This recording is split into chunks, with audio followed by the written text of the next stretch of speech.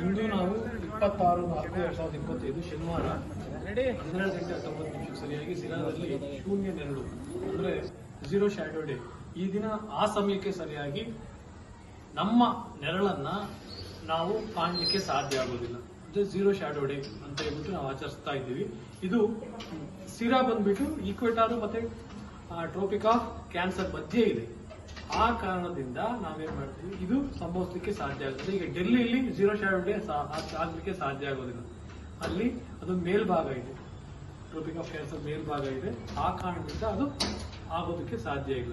ಆದ್ರೆ ಸಿರಾದಲ್ಲಿ ಮತ್ತೊಮ್ಮೆ ಆಗಸ್ಟ್ ತಿಂಗಳಲ್ಲಿ 16ನೇ ತಾರೀಕು ಮತ್ತೆ ಸಂಭವಿಸುತ್ತೆ. ಇದ್ರ ಉದ್ದೇಶ ಏನು ಅಂದ್ರೆ, ಈ ದಿನ ಏನು ನೆರಳಿನ ಒಂದು ರೇಖೆ ಇದೆಯಲ್ಲ, ನೆರಳಿನ ಒಂದು line, that line is parallel to the equator, ಅಂದ್ರೆ ಸಮಭಾಜಕ ವೃತ್ತಕ್ಕೆ ಅದು ಸಮಾನವಾಗಿರ್ತದೆ. ಈ ದಿನ ಎಕ್ಸಾಕ್ಟ್ ಈಸ್ಟ್ ಅಲ್ಲಿ ಸೂರ್ಯ ಉದಿಸ್ತಾನೆ, ಅಂದ್ರೆ ಸಿರಾ ಲ್ಯಾಟಿಟ್ಯೂಡ್ ಸಂಬಂಧಪಟ್ಟಂತೆ ಎಕ್ಸಾಕ್ಟ್ ಈಸ್ಟ್ ಅಲ್ಲಿ ಉದಯಿಸ್ತಾನೆ, ವೆಸ್ಟ್ ಅಲ್ಲಿ ಇವತ್ತು ಎಕ್ಸಾಕ್ಟ್. ಈ ಬೇರೆ ದಿವಸಗಳಲ್ಲಿ ಯಾವತ್ತೂ ಸಹ ಎಕ್ಸಾಕ್ಟ್ ಈಸ್ಟ್ ಎಕ್ಸಾಕ್ಟ್ ವೆಸ್ಟ್ ಸಿರಾಕ್ ಆಗಿರೋದಿಲ್ಲ, ಅಂದ್ರೆ ಬೇರೆ ಬೇರೆ ಕಾರಣ. ಇದು ಸಾಧ್ಯ ಆಗೋದಕ್ಕೆ ಮುಖ್ಯವಾಗಿ ಈ ಭೂಮಿ 23.5 ಡಿಗ್ರಿ ಟಿಲ್ಟ್ ಆಗಿರುವಂತಹ ಕಾರಣದಿಂದ ಇವೆಲ್ಲ ಸಂಭವಿಸಲಿಕ್ಕೆ, ಇವೆಲ್ಲ ಆಗ್ಲಿಕ್ಕೆ ಸಾಧ್ಯ ಆಗ್ತದೆ. ಇದರೊಟ್ಟಿಗೆ ಇವತ್ತು ಮಕ್ಕಳು ಸಹ ಈ ಒಂದು ಪೂರ್ತಿ ಈ ಒಂದು ಅನುಭವವನ್ನ ಅನುಭವಿಸಿದ್ದಾರೆ. ಮಕ್ಕಳು ಮತ್ತೆ ನಮ್ಮದು ಝೀರೋ ಶ್ಯಾಡೋ ಡೇ ವರ್ಕ್ಶಾಪ್ ಇತ್ತು, ಆ ವರ್ಕ್ಶಾಪ್ಗೂ ಸಹ ಹೋಗಿ ಬಂದ್ವಿ.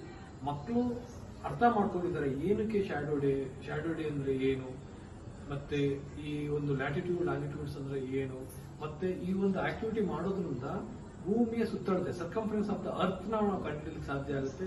ಆಮೇಲೆ ಭೂಮಿ ಎಷ್ಟು ಸ್ಪೀಡಲ್ಲಿ ಸುತ್ತುತ್ತಾ ಇದೆ ಅನ್ನೋದನ್ನು ಸಹ ನಾವು ಈ ಒಂದು ಕೆಲಸಗಳನ್ನ ಮಾಡ್ತಾ ನಾವು ಕಂಡುಹಿಡಿಯಲಿಕ್ಕೆ ಸಾಧ್ಯ ಆಗುತ್ತೆ.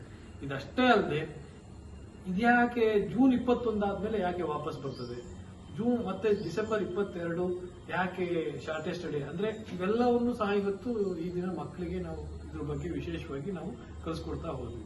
ಇದ್ರ ಜೊತೆಗೆ ನಾವುಗಳು ವರ್ಟಿಕಲ್, ಈಗ ಸಿರಾಕ್ಕೆ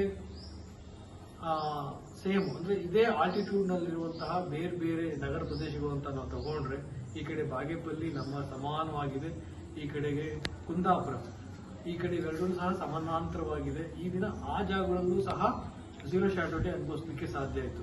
ನಾಳೆ ಚಿತ್ರದುರ್ಗದಲ್ಲಿ ಸಂಭವಿಸಲಿಕ್ಕೆ ಸಾಧ್ಯ ಇದೆ. ಅದ್ರ ನಂತರ ಬೇರೆ ಹಾಗೆ ಉತ್ತರಕ್ಕೆ ಹೋಗ್ತಾ ಹೋಗ್ತದೆ, ಮಧ್ಯಪ್ರದೇಶಕ್ಕೆ ಹೋಗ್ಬಿಟ್ಟು ಟ್ರೋಪಿಕ್ ಆಫ್ ಕ್ಯಾನ್ಸರ್ ಹೋಗಿ ಮತ್ತೆ ವಾಪಸ್ಸು ಕೆಳಗಡೆ ಬರ್ತದೆ. ಇಷ್ಟೇ.